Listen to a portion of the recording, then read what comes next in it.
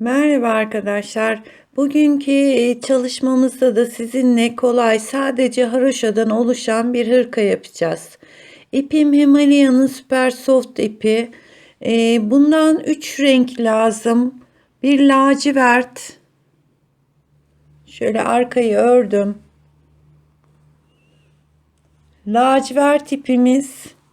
Şöyle bir krem ip. Bir de pudra. Yani bu üç rengi beraber öreceğiz. Arkası lacivert, önleri pudra, pudra pembe, kollarında krem yapacağız. Ben şimdi ön hazırlığımı yaptım. Arkayı ördüm arkadaşlar. Dümdüz haroşa olduğu için şöyle göstereyim. Sadece haroşadan arkası önü aynı şekilde ördüm ve şişimde bekletiyorum. Sayılarını vereceğim. Santim olarak değil. Bu sefer haroşa diş olarak vereceğim. Yani iki sırada bir tane haroşa sıramız çıkıyor. Ölçüleri o şekilde vereceğim.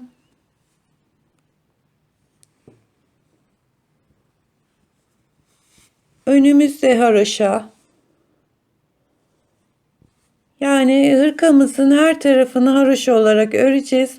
Sadece ön tarafında bir tığ işi var. Cep ağzında ve önünde. Onun içinde şöyle 5 numara tığ. Şiş numaram da 6,5. Yani 6,5'la hırkayı ördüm. 5 numarayla da kenarının tığ işini yapacağım.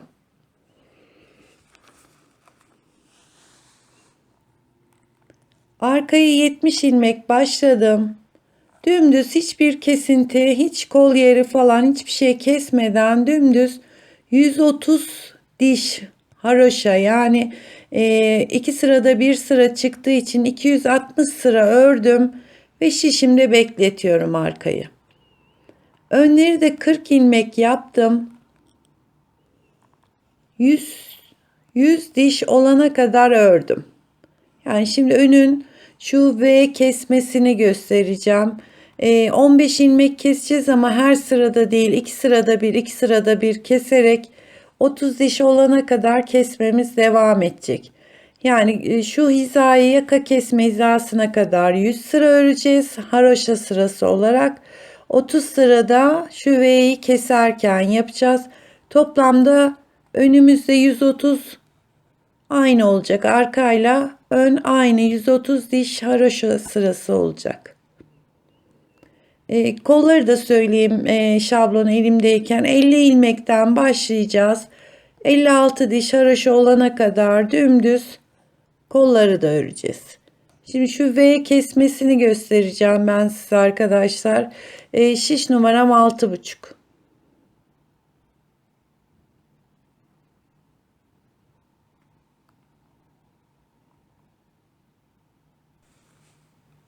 Ön parçam, yani şöyle tek tek sayacağız arkadaşlar. 100 tane haroşa sıramız çıktığı zaman şimdi yaka kesmeye başlayacağız. Burası ön yüzü olarak kabul ediyorum. Sol parçayı keseceğiz. Yani yaka kesimimiz şişimizin sonunda olacak. 40 ilmeğimiz var. Şu 35 ilmeği öreceğiz.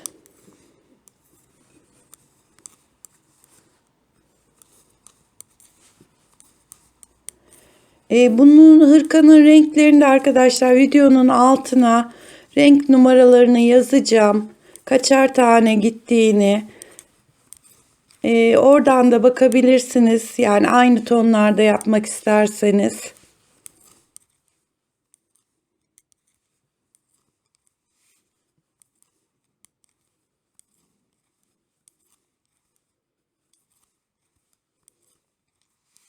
Şimdi ön parçamızda sonunda 5 ilmek kalana kadar buradaki 35 ilmeğimizi örüyoruz.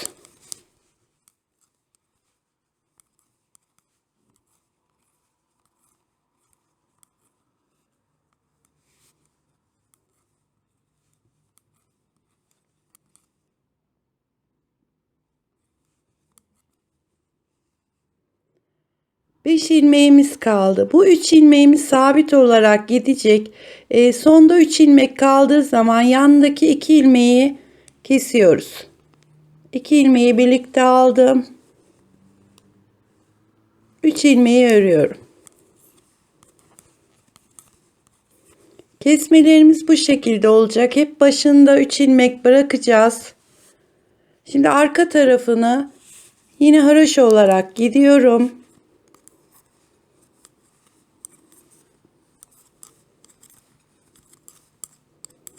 Bu birinci sıramız. Yani kesmemizi yaptık. Birinci sıramız.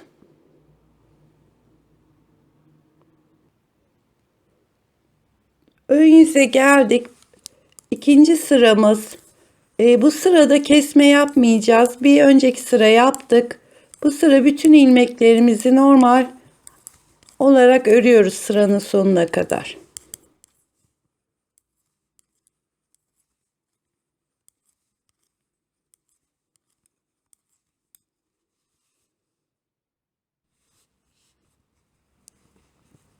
Şimdi üçüncü sırayı örüyorum. Burası arka tarafı aynı zamanda örgünün.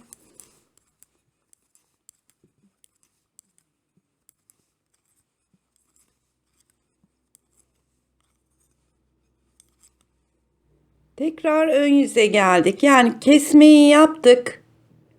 Tersini gittik. Düz geldik ve tersini gittik. Kesmeden sonra 3 sıra örmüş olduk. Şimdi bu sıra yeniden kesme yapacağız. Sonda 5 ilmeğimiz kalana kadar yine haroşa olarak devam ediyoruz.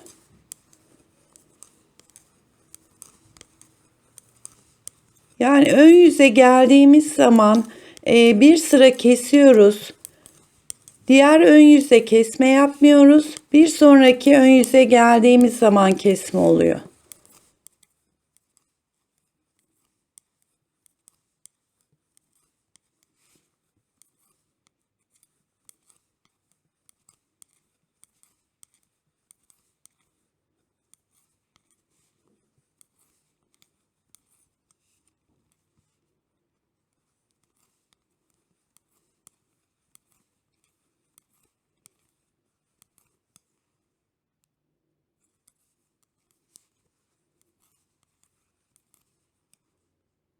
Evet, 5 ilmeğimiz kaldı. Bu 3 ilmeğimiz kenar ilmeğimiz. 3 ilmeğin yanındaki ilmeği kesiyoruz. 2 ilmeği birlikte aldım ve 3 ilmeği örüyorum.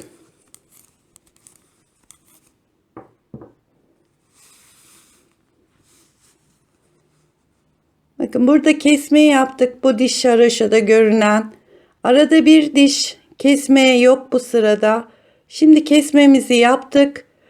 Tersini geleceğiz. Bir sırada gidip geleceğiz. Yani 3 sıra daha öreceğiz. Tekrar kesme yapacağız.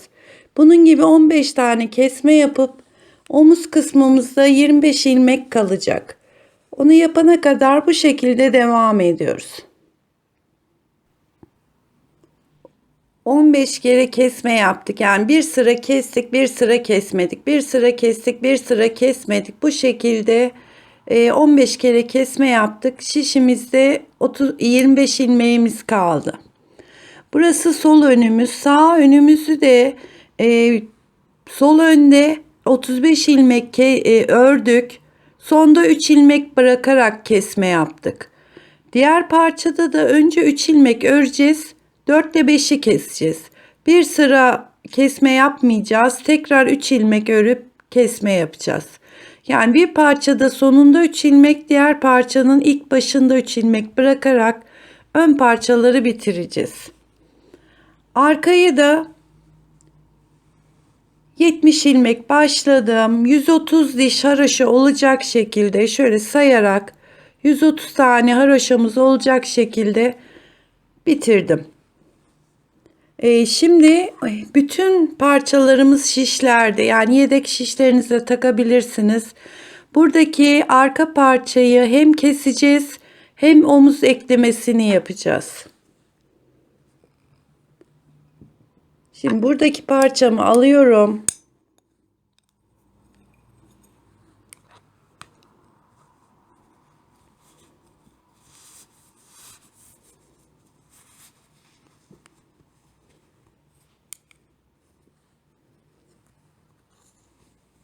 Arkadan bir ilmek, önün bir ilmeğini beraber aldım.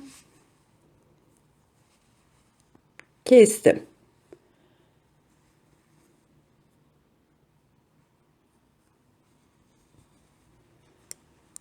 Tekrar arkadan bir ilmek, önün bir ilmeğini aldım. Kesmeyi yaptım. İlk ilmeğin içinden geçiriyorum. Arkadan bir ilmek, öndeki parçadan bir ilmek alıp kesmeyi yapıp ilk ilmeğin içinden geçiriyorum.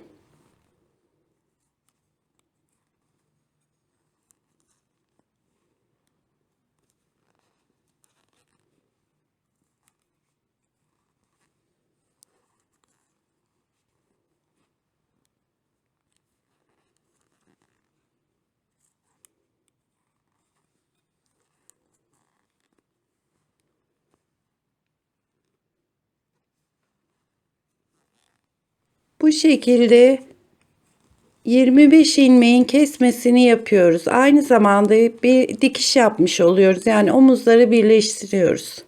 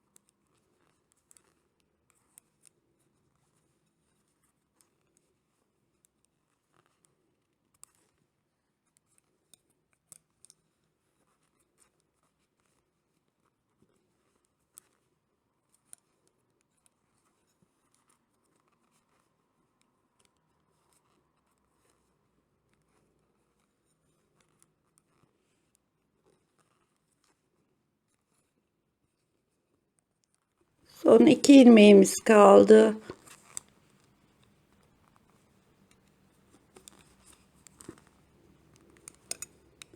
Evet, 25 ilmeği eklemiş olduk.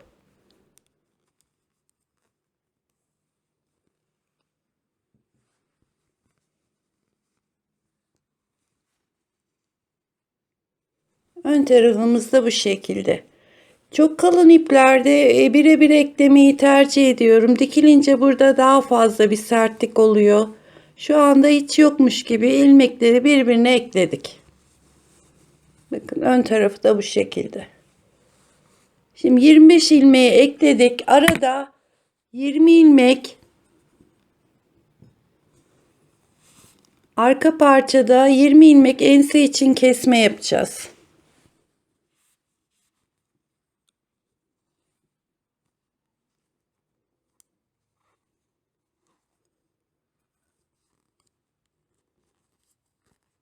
Birinci ilmeğimi kestim.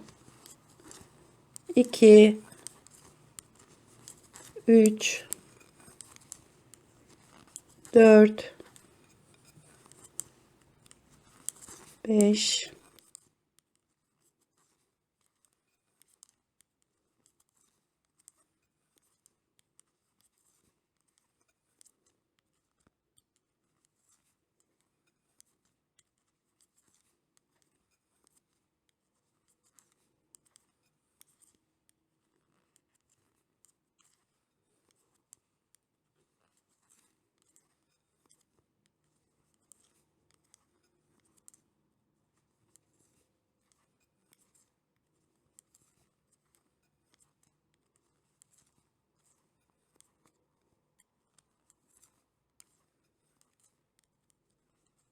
20.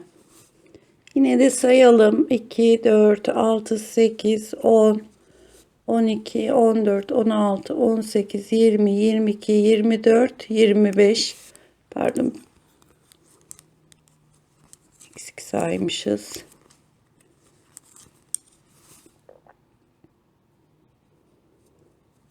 12, 14, 16, 18, 20, 22, 24 ve şişimizdekiyle 25 ilmeğimiz kaldı. Şimdi diğer ön parçayı alıyoruz. Şunu takalım.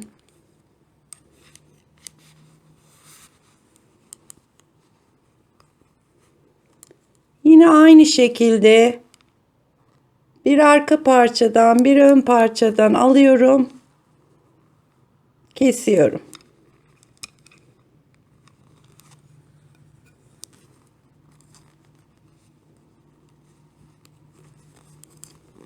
Evet, bu tarafı da aynı şekilde ekliyoruz.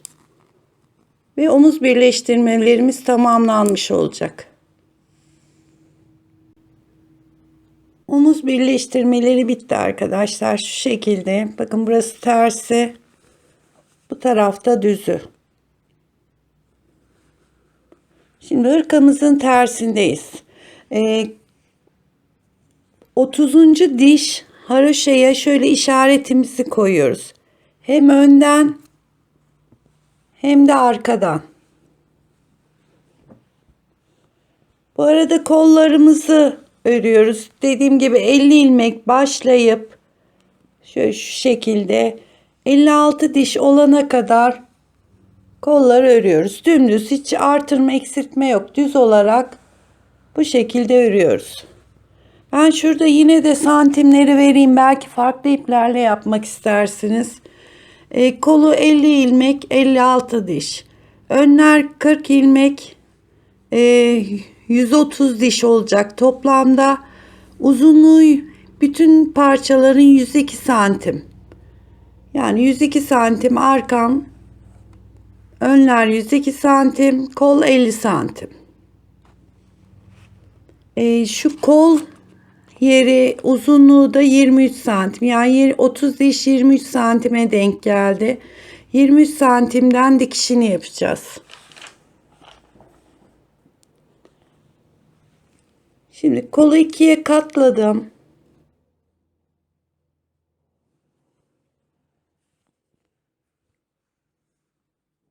Tam şu orta noktasını işaretimi koyuyorum.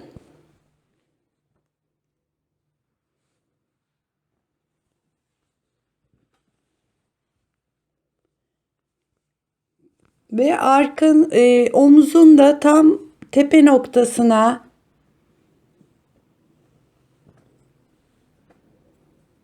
şu işareti şuradan çıkarayım.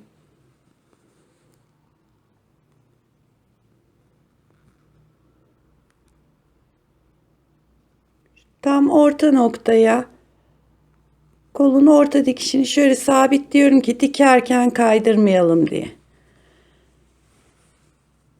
Şimdi bu işaret koyduğumuz yerde kolun dikişini yapacağız.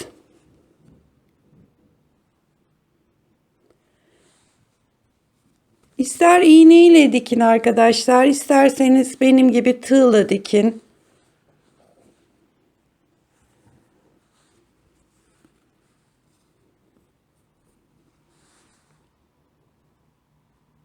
Tam işaret koyduğum yerden başlıyorum.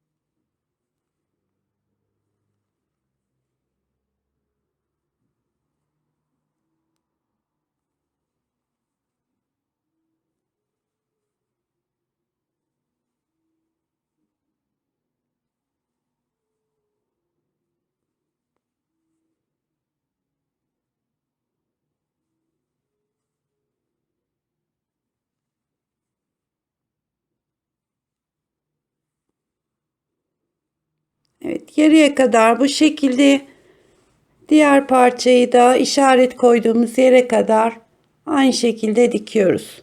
Şunun dikişini göstereyim.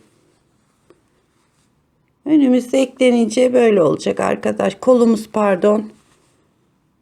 Bu şekilde tüm eklemesini bitiriyoruz.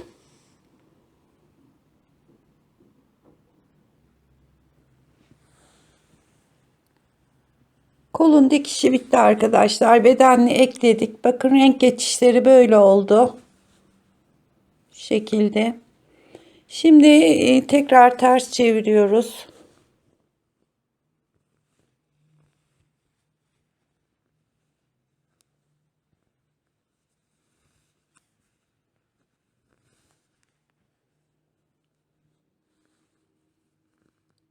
Kolu birbirine eşit dikeceğiz. Aynı şekilde bütün dikişlerimiz aynı olacak. Şurası koltuk altı. Hatta şunu çıkaralım.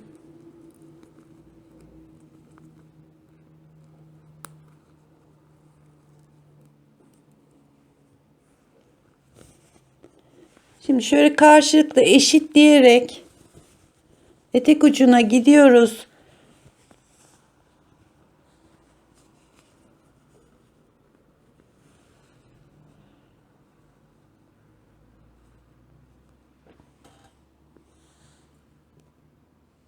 Kaymasın diye de böyle ara ara sayarak, şimdi ben bir sayarak eşitleyeyim karşılıklı.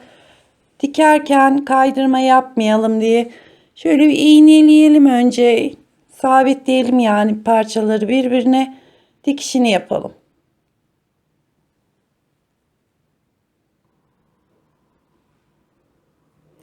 Arka ve ön parçayı birbirine ekleyeceğiz. Yalnız böyle dikerken parçamız çok büyük. Kaydırma yapmamak için böyle 20 ilmekte 25 ilmekte bir işaretleyicileri koydum. Şimdi yan parçaları iğne ile dikiyoruz. Pudra pembe ön parçadaki ipim, iğneye bağladım. Şunu daha sonra şu ipleri saklayacağız arkadaşlar. İlk ilmeğine giriyorum.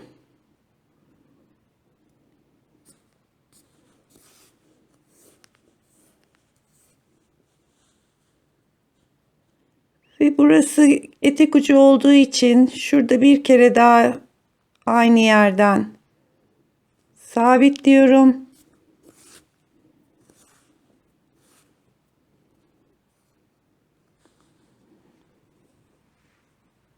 Daha sonra karşılıklı böyle kenarlarda ilmeklerimiz var. Şöyle çıkıntılarımız, yani haroşanın döndüğümüz yerler. Bir ondan bir ondan alarak, hiç sıra atlamadan, yani karşılıklı ilmekleri alarak birbirinin eklemesini yapıyoruz.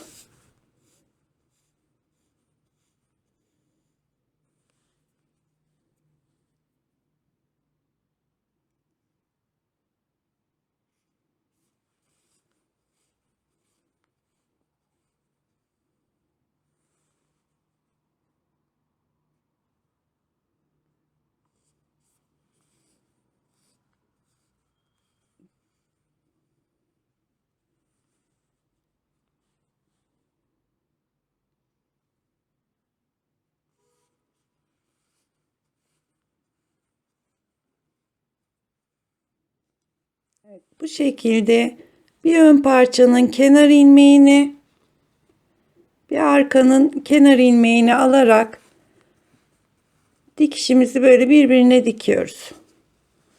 Ön kısmı da bu şekilde olacak. Dikişi bayağı uzun sürecek arkadaşlar. Bunu bitireyim. Diğer kolu da dikeyim. Yakanın tığla çevrilmesi var. Ona geçelim. Irkamızın tüm dikişlerini bitirdim arkadaşlar. Şöyle göstereyim, bakın. Şu şekilde.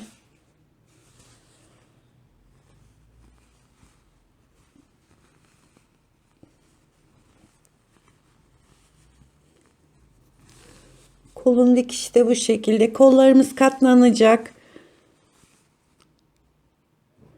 Şimdi tığla bütün şu etek ucundan başlayarak bir trabzan gideceğiz 2-3 sıra.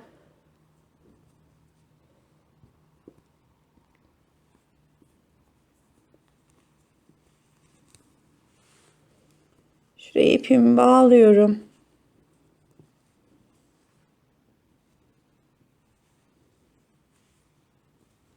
İki zincir çektim. Bütün şu aralardan batarak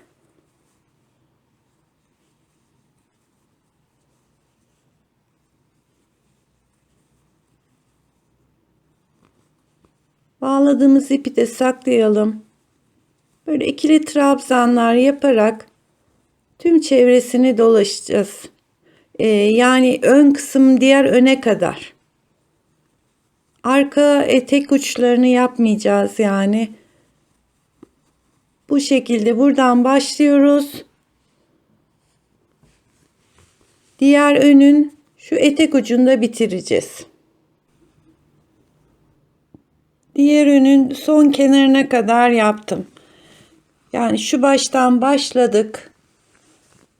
Devam ederek yaka çevresi dahil, ense yani dahil diğer ön kısmın ucuna kadar geldik. Şimdi burada şu son ilmeğimi çıkardım. Krem rengi ipimize geçeceğiz. Ondan şöyle bir iki zincir çektim.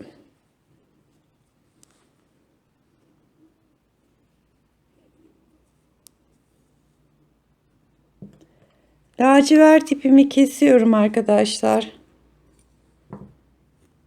Ve yine de şuraya bir düğüm atıyorum.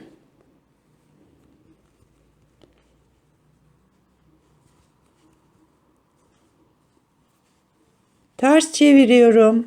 Şunları da yürütelim içinde.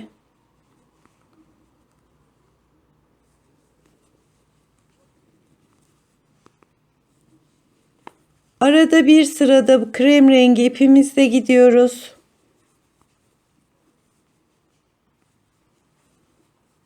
Artık böyle hepsinin tepesine batarak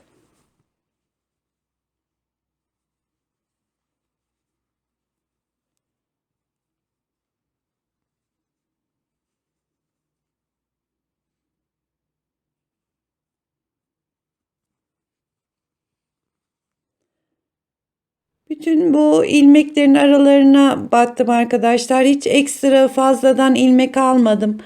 Benim tığım 5 numara ama eli çok sıkı olanlar 6 numarayla da yapabilir. Yani şu kenarı şöyle gerdirmeyecek, düz duracak şekilde olacak dolgularınız. Şimdi lacivertte bir sıra gittim. Kremle ikinci sıraya gideceğim. Tekrar öbür tarafta lacivert ipi bağlayıp üçüncü sıra lacivertle gideceğim. Yani 3 sıra trabzan sıramız olacak. Hırkamızın kenar dolgusu şu şekilde yani. 3 sıra trabzan olarak gittim. Bir lacivert, bir krem, bir lacivert olarak. Kol ağızlarına da şöyle döneceği için şöyle bir sırada pudra rengiyle gittim. Sadece bir sıra yaptım. Diğer kola da şöyle yakamızı da göstereyim arkadaşlar. Şu şekilde.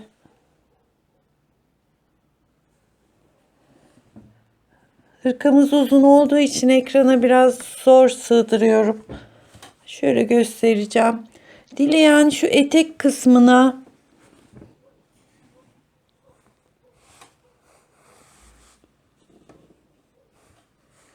şuraya cep de yapabilir. Ben yaptım. Şöyle hazırladım. Şu kısmına dikeceğim. Yani şöyle kenarlarından. Cebi de 28 ilmek attım.